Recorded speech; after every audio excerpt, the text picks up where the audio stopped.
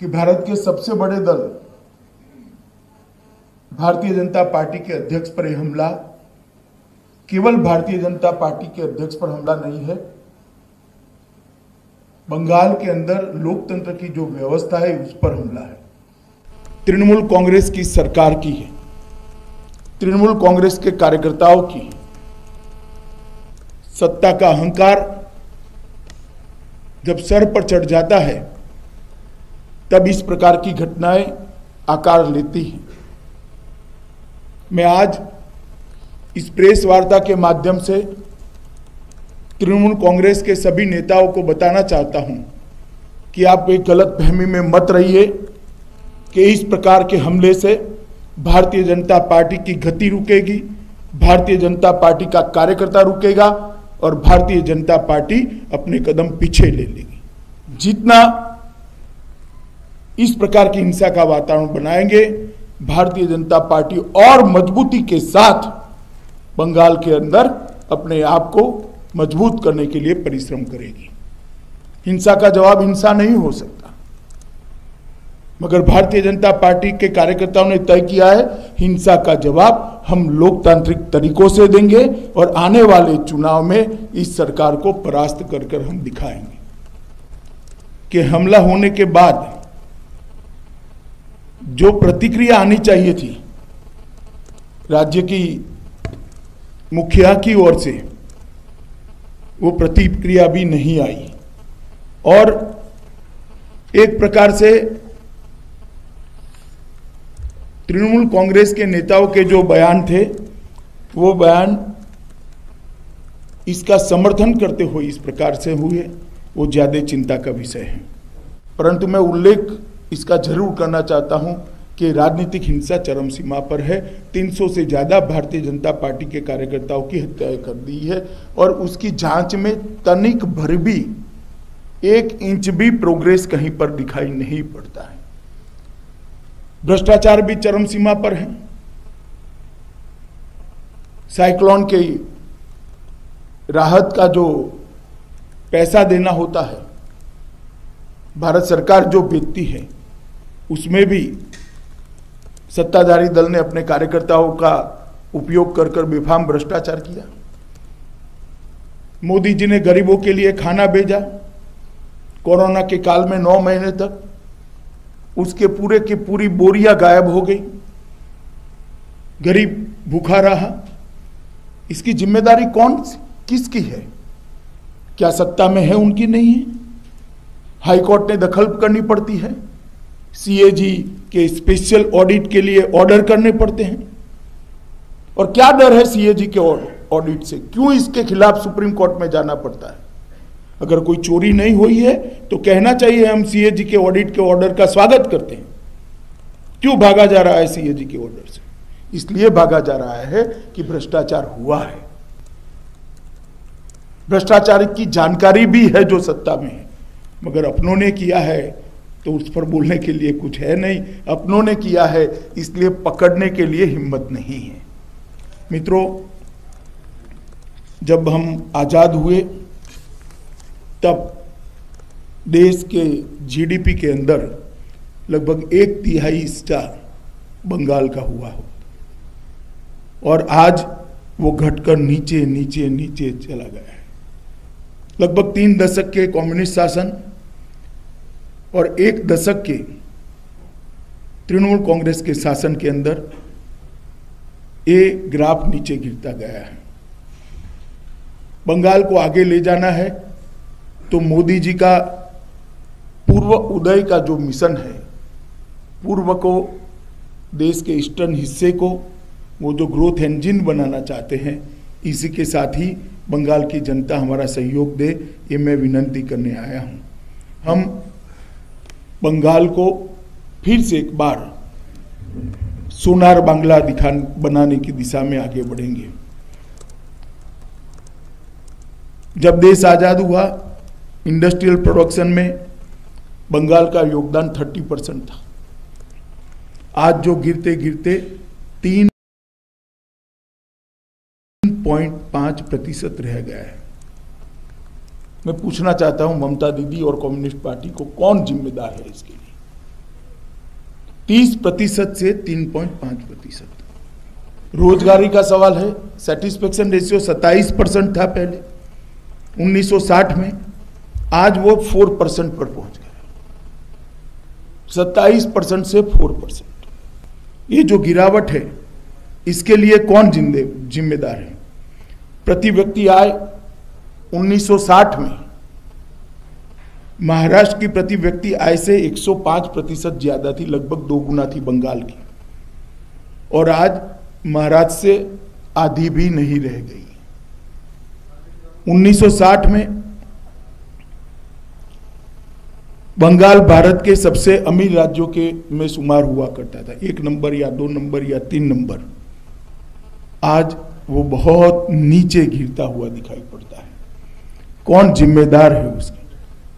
एक जमाना था कि बंदरगाहों पर की आवाजाही 42% बंगाल में होती थी। आज देश की आवाजाही के लगभग 10% तक बंगाल रह गया है। कौन जिम्मेदार है इसके लिए?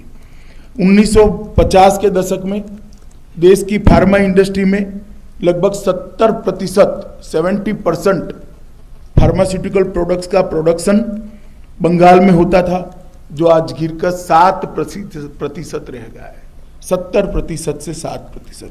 कौन जिम्मेदार है इसके लिए? पंजाब का और बंगाल का जूट उद्योग बहुत महत्वपूर्ण था, जो रोजगारी भी देता था, किसानों को भी संबल प्रदान करता था। जूट उद्योग भी आज बहुत सारी जूट मिलें बंद है और कागज पर चल रही है। इसके लिए कौन जिम्मेदार है, मैं इसको पूछना चाहता हूं। प्रति व्यक्ति आय में बढ़ोतरी में 2018-19 के देश के 32 राज्यों में बंगाल 22वें स्थान पर खड़ा रह गया है। कौन जिम्मेदार है इसके लिए? प्रति व्यक्ति आय स्थिर मूल्यों पर 18-19 की, पहले मैंने जो कहा करंट प्राइसेस पर कहा, अब मैं स्थिर मूल्य पर कहता हूं, देश के 32 राज्यों में 24वें स्थान पर है। मुझे मालूम है तृणमूल तुरंत ये आंकड़ों को चैलेंज करेगी। मेरा इनको दावा है कि आप एक स्थान तय कर दीजिए, मेरा युवा मोर्चा के अध्यक्ष आपके लिए चर्चा के लिए तैयार है, वो आकर आपको चर्चा कर देगा कि आंकड़े कहां से आए। 24वें स्थान पर आप आ गए। मित्रों, भारत के सकल घरेलू उत्पादन में 2011-12 में 6.03 पर पहुंच गए, जो मैंने पहले कहा कि 30% पर थे। उद्योग क्षेत्र के वृद्धि के संदर्भ में पश्चिम बंगाल 32 राज्य और केंद्र शासित प्रदेशों में 20वें स्थान पर है, और CAGR इसकी 5.74% पर सीमित रह गई। सेवा के क्षेत्र में वृद्धि के मामले में सिर्फ 5.8% रह गई विकास दर, और 28वें स्थान पर 32 राज्यों में है। राज्य के स्वयं के राजस्व की वृद्धि में, राज्य की आय की वृद्धि में 2011-12 और 19-20 के बीच लगभग 31 राज्यों में से वो 16वें राज्य पर हैं। 2020 से 21 के राज्य के बजट में दिए गए ऋण का अनुमान करें तो कोई भी बच्चा जन्म लेता है वो 50,000 के ऋण के साथ बंगाल में जन्म लेता है। रोड के किलोमीटर कम हो रहे हैं, गड्ढे में सड़क है या सड़क में गड्ढा है मालूम ही नहीं पड़ता है, बिजली की क्वालिटी खराब है। तो ये ऋण क्यों बढ़ रहा है? डेवलपमेंट करने के लिए कोई ऋण ले तब तो मैं समझ रहा हूँ। मित्रों, प्रत्यक्ष विदेशी निवेश में बंगाल की हिस्सेदारी 2011 में भी 1% ही थी। इसमें कम से कम कटौती नहीं हुई है, नीचे नहीं गया क्योंकि नीचे जगह ही नहीं है। 2020 में वो 1% पर भी रहा है, बहुत बड़ा अचीवमेंट है क्योंकि नीचे कोई आंकड़ा ही नहीं बचा है। PSC के लिए राष्ट्रीय मानकों की दृष्टि से पब्लिक हेल्थ प्राथमिक स्वास्थ्य केंद्र में 58% कम है। CSC कम्युनिटी हेल्थ सेंटर, इसमें 36% की कमी है। अस्पताल में 1000 लोगों की बेड की संख्या में स्थिति बेहद निराशाजनक है। वो आंकड़े में बंगाल 23वें स्थान पर देश में है। 1000 लोगों के बीच में जितने बेड होने चाहिए इसके आंकड़े में। प्राथमिक स्वास्थ्य केंद्र के डॉक्टरों के लिए लगभग 39% स्थान खाली है। स्पेशलिटी और सर्जन के लगभग 87% स्थान खाली है, 87% स्थान खाली है। और सड़क निर्माण की मैं बात करना नहीं चाहता, बात बहुत लंबी हो जाएगी, मगर उसमें भी अच्छा खासा डिटोरिएशन है। शहरी विकास में जो हमने ग्रांट भेजी है उसका भी खर्चा नहीं हो पा रहा है। शिक्षा के अंदर 90% प्राथमिक स्कूलों में डेस्क नहीं है, लगभग 30% से ज़्यादा स्कूलों में पर्याप्त क्लासरूम नहीं है, 10% स्कूलों में इलेक्ट्रिसिटी कनेक्शन नहीं है, 56% स्कूलों में टॉयलेट नहीं है और प्रति 1 लाख की जनसंख्या पर 13 कॉलेज ही है, 13 डिग्री कॉलेज है, जो देश में बंगाल 32 स्थानों में से 28वें स्थानों पर है। ये बंगाल की शिक्षा का हाल है। इस सब में कहीं पर भी नंबर 1 नहीं आता है। टोलबाजी करने में नंबर 1 है, भ्रष्टाचार में नंबर 1 है, परिवारवाद चलाने में नंबर 1 है, हिंसा करने में नंबर 1 है, बम धमाकों में नंबर 1 है, कार्यकर्ताओं की हत्या कराने में नंबर 1 है। जो बंगाल कभी नंबर 1 पर दिखाई पड़ता था, आज कहीं पर भी 20 के ऊपर नहीं दिखाई पड़ता है। जहां तक कृषि का सवाल है, मोदी जी ने देश के लगभग 10 करोड़ किसानों को 95,000 करोड़ रुपया की सहायता विगत 1.5 साल के अंदर दी है। 10 करोड़ किसानों को 95,000 करोड़ की सहायता बंगाल के एक भी किसान को नहीं मिली, क्योंकि वो सूची ही ममता दीदी नहीं बीती है। मैं बार बार ये विषय को उठा रहा हूँ और बार बार इसलिए उठा रहा हूँ कि चुनाव के पहले कम से कम गरीब किसान का पैसा मत रुकिए। आप क्या बिगाड़ा है उसने? मोदी जी किसान के खाते में सीधा 6,000 रुपया भेज रहे हैं, आप उनको सूची नहीं भेज रहे हैं। और लगभग 23 लाख किसानों ने ऑनलाइन आवेदन किया है, आप सूची ना भेजो, उन्होंने ऑनलाइन एप्लीकेशन, इसका सर्टिफिकेशन सिर्फ आपको एक पत्र देकर करना है, वो भी आप नहीं कर रहे हो। क्यों बंगाल के किसानों को पर साल 6,000 रुपया नहीं मिलना चाहिए?